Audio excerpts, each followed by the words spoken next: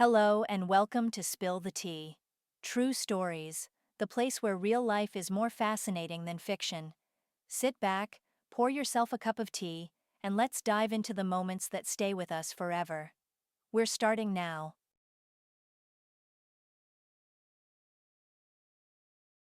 Veronica arrived at school unusually early that morning. To be honest, she didn't come, but was delivered by her mother.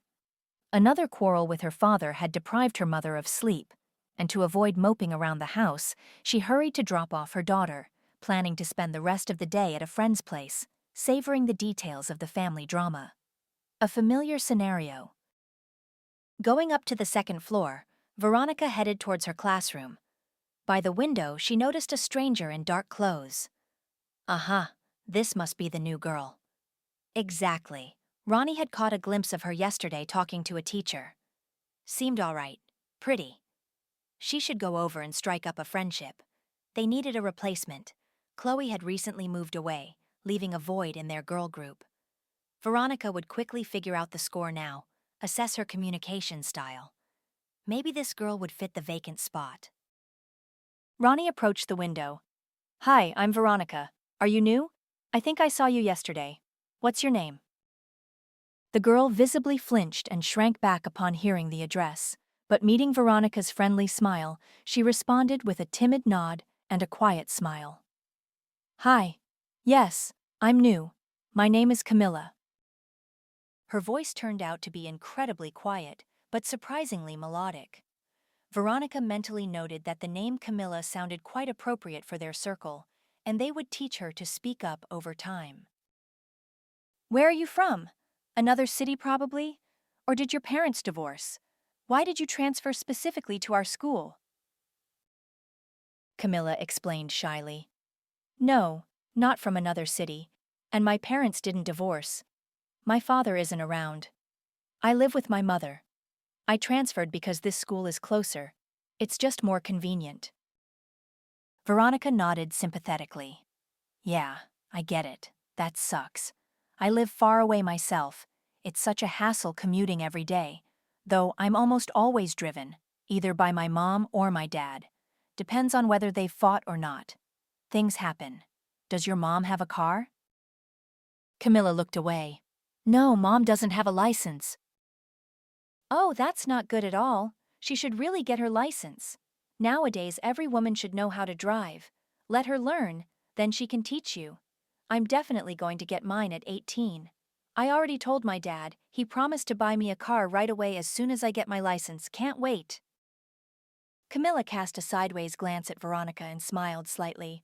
Yeah, that's great driving. I'd like to learn too. Veronica casually tossed her hair back. What iPhone do you have? The 12th or the 13th? I hope not the 13th. I only have the 12th so far. I want to be the first in class with the 13th. I don't have a phone, I lost it. Mom hasn't bought a new one yet. Hasn't bought one yet, Camilla mumbled shyly. Oh, perfect. I hope she doesn't buy you one this week because my dad promised me the 13th on Saturday. I'll get mine, and then you can buy yours. They stood there, and Veronica chattered non-stop, while Camilla listened, looking at her with undisguised admiration. Ronnie noticed this. Perfect. This new girl is quite suitable for the role of a friend. Soon, the others started arriving. Veronica immediately took the new girl under her wing, introducing her to everyone, and everyone welcomed Camilla warmly. The lesson began, and Veronica seated her next to her. The whole day went wonderfully. Camilla easily got along with everyone. She was on cloud 9, having found so many new friends, and everyone treated her with nothing but kindness. On Saturday, Ronnie invited Camilla over. A pajama party was planned for the inner circle, kind of like an initiation for the new girl. It turned out that Camilla was excellent at drawing, and another guy, Alex, promised to bring her some special pencils his father had brought from abroad. Alex was clearly smitten with her, and he seemed to be trying to win her favor with such an expensive gesture. They're just amazing, you'll see. I have 2 boxes. I'll give you one. If you like them, you can order more. Your mom can. I'll tell you how it's done later. My dad explained it to me. Alex didn't leave Camilla's side all day. The girl herself was on top of the world with how everything was turning out.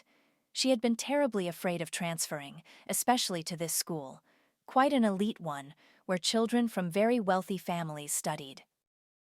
For about a month, everything went smoothly. The classmates accepted the new girl. They didn't pry much, and about her mother, Camilla mentioned that she owned a cleaning company, but in another city. No one was surprised. Many parents had businesses not only in different cities but also abroad. But then something happened that turned the attitude towards Camilla completely upside down. It happened exactly a month and a half after she arrived. It was the 7th lesson, and they were let out 10 minutes early. Camilla hurried to the restroom. Veronica and her friends said they would come later. They needed to discuss with the teacher the possibility of improving their bad grades on the recent test. It was Friday. The school was almost empty. Camilla dropped her backpack by the entrance and entered the area with stalls, where she bumped into a cleaner in the doorway. The thin woman dropped an empty bucket in surprise when Camilla ran into her. Camilla cried out and immediately knelt down to help collect the rags that had fallen from the woman's hands. The woman's face looked worn, her forehead furrowed with deep lines. These weren't wrinkles of age, she was only 35, but traces of hardships endured and hard, thankless labor. She had to slave away at the lowest-paying job to support herself, her daughter, and her sick, disabled mother. This was Camilla's mother, and she worked as a cleaner, specifically at this school. "Oh, darling, they asked me to come in early today. I need to prepare the assembly hall for the holiday." Camilla frowned sharply and hissed angrily. "I told you not to call me that here. You promised. You said you'd pretend we didn't know each other. Please, don't ever do that again." "Mom? Is that your mom? Your mom works as a cleaner?" A voice came from behind her. Camilla turned sharply pale. Slowly turning around, she saw Veronica and the others. The girls looked at her with wide eyes, and then their gazes slid over Camilla's mother, assessing every detail of her modest, working appearance with disgust and contempt. Camilla still clung to the hope that this fact wouldn't affect their relationship. After all, she had fit in so well. Everyone was used to her. But her hopes crumbled in an instant when Veronica met her gaze. In her friend's eyes, Camilla saw such a mixture of revulsion and malice that she immediately understood. It was over. The friendship was kaput. A heavy silence fell. Only the bell for the next lesson broke it. Veronica was the first to recover, stepped back, and signaled her friends.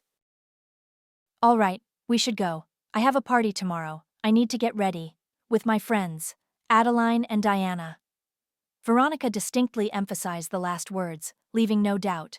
Camilla was no longer in this circle. It was over. The girls quickly slipped out of the restroom, whispering and giggling. Camilla knew exactly what they were discussing. She remained standing, her shoulders slumped powerlessly. Camilla had so desperately wanted to become one of them at this school. A faint hope flickered in her mind that Veronica was just upset. In the evening, she would call her from her old phone, which she hadn't brought with her on purpose, and beg her not to tell anyone what she had seen. Maybe Veronica would agree to keep her shameful secret, and no one else would find out the truth. Even if she had lost Ronnie's friendship, maybe the other classmates would continue to treat her as before. Camilla turned sharply to her mother and burst into a shout. "I warned you! I told you if the same thing happened again as in the last school, I don't know what I'll do to you. You ruined everything again. I hate you. You ruined my whole life. Everything was so good here. And you again. It's like you're doing it on purpose." The woman clasped her hands in front of her. "But I didn't mean to, Camilla. It wasn't on purpose. I love you more than anything in the world. Don't say that, please." Camilla grabbed her backpack and ran out, leaving her mother alone in the restroom. All evening, Camilla tried to call Veronica, but she didn't answer. And then a message came. Veronica wrote that the party would happen, and they were expecting Camilla tomorrow evening, as agreed. Camilla felt such a surge of happiness. It meant they had forgiven her for the deception. It meant they would still be friends with her. It meant not all was lost. The next day, Camilla arrived at Veronica's exactly on time. She had even rehearsed a speech to convince everyone that her mother's cleaner status meant nothing. She wanted to tell her invented story about a rich father who loved her mother dearly and was going to marry her. Then Camilla would have been born into wealth. But a tragedy occurred. The father and his parents died in an accident. An uncle appropriated all the inheritance, and her mother was left with nothing. Without a fiancé, without means, without education, with a sick mother and a child under her heart. The girls should understand that Camilla was not to blame for their poverty and how they lived. But one of the cruelest shocks of her life awaited her. Had she known beforehand what would happen, she would never have crossed the threshold of that house. When Veronica opened the door, Camilla saw that the entire class was gathered in the house. She immediately felt something was wrong. After all, only the inner circle had been invited. All eyes were fixed on her. There was complete silence. Camilla turned pale. Her mouth was so dry she couldn't utter a word. She wanted to turn around and run away, but her feet felt glued to the floor. And then Veronica's voice rang out. "Dear classmates, I want to introduce our new girl to you again. Our acquaintance began with a lie, and today I want to correct that. Today, only the truth will be told." Camilla looked at Veronica, shook her head, pleading with her eyes. But Veronica just smiled mockingly and loudly, looking directly into Camilla's eyes, announced, "Meet Camilla, the daughter of our school cleaner, our floor washer, the queen of toilets, the business lady of the cleaning company. Welcome to our humble party in my humble home, O toilet princess, daughter of a miserable and dirty beggar." A chorus of laughter swept through the room. Everyone pointed, whispered. Every single gaze was full of disgust. Veronica had masterfully turned everyone against her. Camilla recoiled, unable to bear it anymore.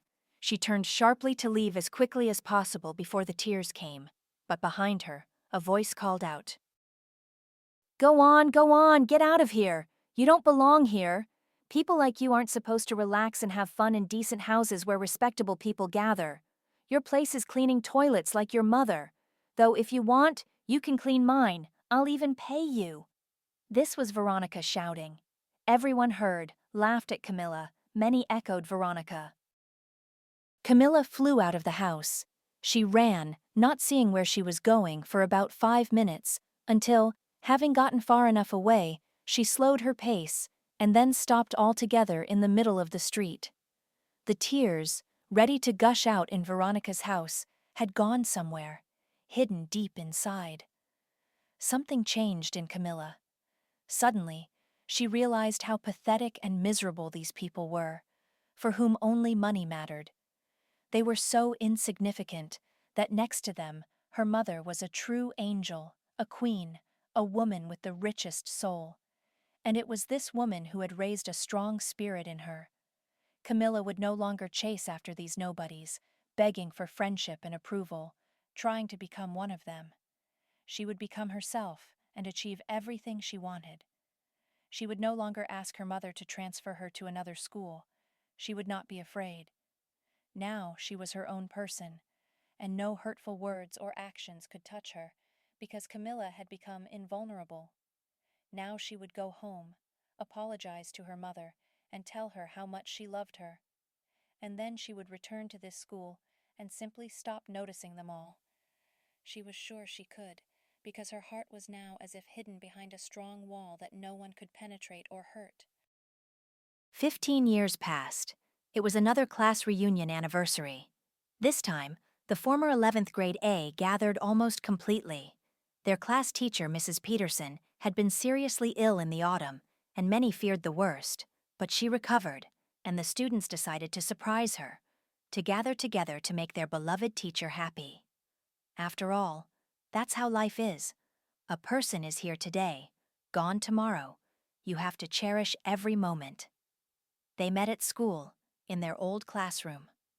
Now adult men and women, they approached each other, exchanged greetings, hugged, laughed, remembering their school years. Mrs. Peterson kept wiping away tears. She was so happy to see all her children. In half an hour, They were to go to a restaurant booked for the celebration. Suddenly, an incredibly beautiful and elegant young woman entered the classroom. She was dressed with such chic, but without the slightest pretentiousness, that it immediately drew everyone's gaze. Veronica, standing nearby, avidly examined the expensive jewelry on her slender wrists and the fur on her shoulders. My God, it cost a fortune. Who the hell was this? She must have mistaken the door. There was definitely no one like her in their class, and she looked younger. But then their eyes met, and Veronica froze. In those eyes was something painfully familiar, something she had seen once long ago. The elegant stranger, without taking her eyes off Veronica, slowly walked towards her. The distinct click of her expensive suede boots echoed through the hushed classroom. Everyone stood still, watching.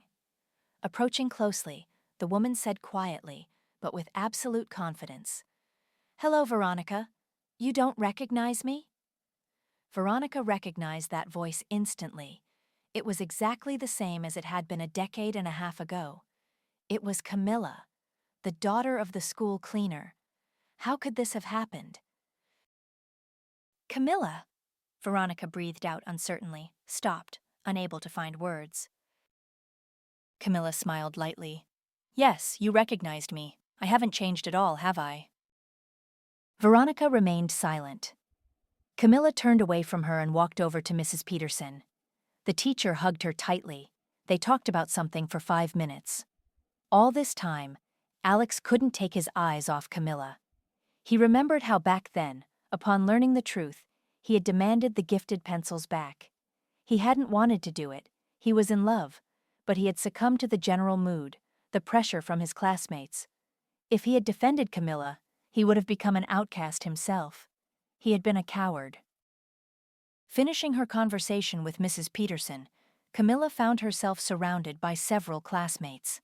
They asked questions cautiously, as if afraid of her, but curiosity was stronger. They learned that Camilla lived in the States, had been married for 8 years to a very wealthy American, and she herself was far from poor now. She had become a successful and sought-after designer. Her work had even been shown on TV, but under her husband's surname, so if anyone had seen it, they wouldn't have recognized her. She collaborated with famous people, attended prestigious events, and was acquainted with Hollywood stars. Her mother had long since moved to America to live with her. Camilla had bought her a house, and she had happily remarried. What they heard shocked everyone. How was this possible? How had she managed to reach such heights? Just the daughter of a cleaner, who grew up in poverty. None of those present could boast anything close to it, even though some had very rich parents to begin with. On the contrary, many hadn't achieved much success, living the most ordinary, average lives. And the female classmates often married guys who didn't have a penny to their name. And here was Camilla, starting from scratch, achieving everything, and even taking her mother to live with her. A few timidly asked how she had done it, but Camilla didn't go into details. She simply replied calmly, "I just worked very hard, and I didn't pay attention to anyone who tried to humiliate me. Though you know that perfectly well from school. I stopped being ashamed of my mother when I accepted myself and my background. Then I realized I could achieve anything I desired. And so it happened. There's no special secret." When everyone started getting ready to go to the restaurant, Alex approached Camilla and quietly suggested, "Are you coming with us? I've already called a taxi." But Camilla shook her head negatively. "No, I can't, even if I wanted to very much. My plane is in an hour, it's time for the airport. A car is already waiting for me at the entrance. I need to go." Alex walked Camilla to the car. The driver was waiting at the entrance, and when she approached, he respectfully opened the back door. All the classmates silently watched this scene, and the envy of many was so obvious that they didn't even try to hide it. Camilla, however, seemed to notice no one. She extended her hand to Alex, and he shook it firmly. Will I ever see you again?" he asked hoarsely, hope in his voice. Camilla smiled sadly and shook her head negatively. "No, probably not. Nothing connects me to this city anymore. I flew in today just on some sudden impulse. Now I understand that I shouldn't do that again. Goodbye. She was about to get into the car, but paused for a moment and turned back to Alex. Alex, Alex, thank you for the pencils. Even though you took them back later, they played a very important role in my life. Thank you for everything, even for completely ignoring me back then. I was once in love with you, you know. And you know, I'm glad we never could be together. Otherwise, I wouldn't be as happy as I am now. Goodbye. Camilla got into the car, leaving Alex standing there. He watched the departing car for a long time, not taking his eyes off it, even when it disappeared around the bend. He thought about the girl he had once been in love with, and who, in just 40 minutes of meeting, had left a deep, indelible mark on his heart.